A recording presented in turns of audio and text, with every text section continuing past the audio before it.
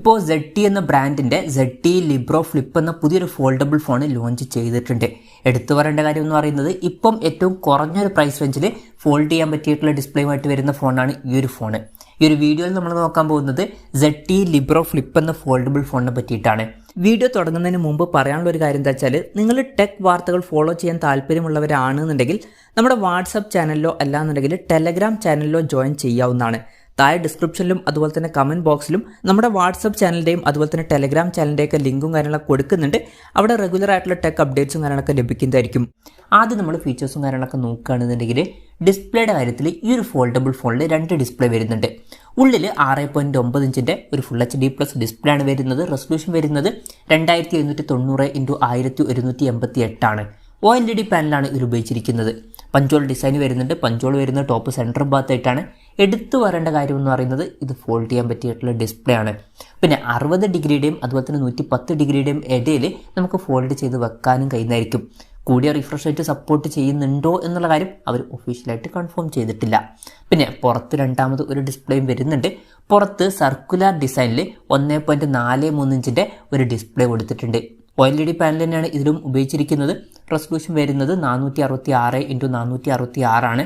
പിന്നെ ഈ ഒരു ഡിസ്പ്ലേ നമുക്ക് ക്യാമറ വ്യൂ ഫൈൻഡർ ആയിട്ടും യൂസ് ചെയ്യാവുന്നതാണ്. ബാക്ക് ക്യാമറ വെച്ചിട്ട് തന്നെ സെൽഫി ഫോട്ടോസും കാര്യങ്ങളൊക്കെ ക്ലിക്ക് ചെയ്യാൻ കഴിയുന്നതായിരിക്കും. പിന്നെ ഈ ഫോണിൽ side mounted finger print sensor കൊടുത്തിട്ടുണ്ട്. ഫോണിൻ്റെ വെയിറ്റ് വരുന്നത് 214 ഗ്രാം ആണ്.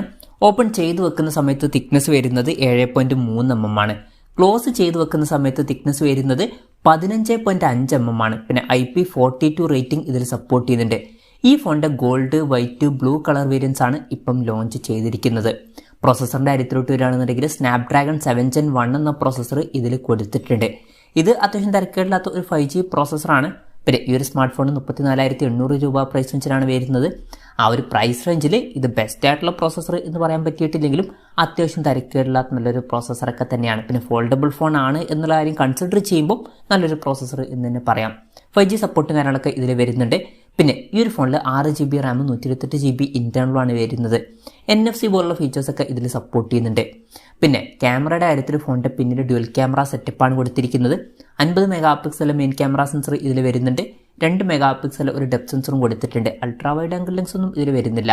പിന്നെ ഫ്രണ്ടിൽ 16 MP സെൽഫി ക്യാമറയും വരുന്നുണ്ട്.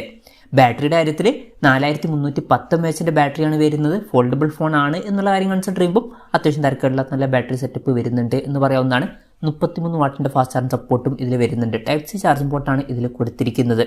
അപ്പം ഇതൊക്കെയാണ് ഫീച്ചേഴ്സിനെ പറ്റി പറയാനുള്ള കാര്യങ്ങൾ. പിന്നെ ഈ ഒരു സ്മാർട്ട് ഫോൺ ഇപ്പം ഇന്ത്യൻ മാർക്കറ്റിൽ ലോഞ്ച് ചെയ്തിട്ടില്ല. ഇപ്പം ജപ്പാൻ പോലുള്ള രാജ്യങ്ങളിലൊക്കെയാണ് ഈ സ്മാർട്ട് ഫോൺ ലോഞ്ച് ചെയ്തിരിക്കുന്നത്.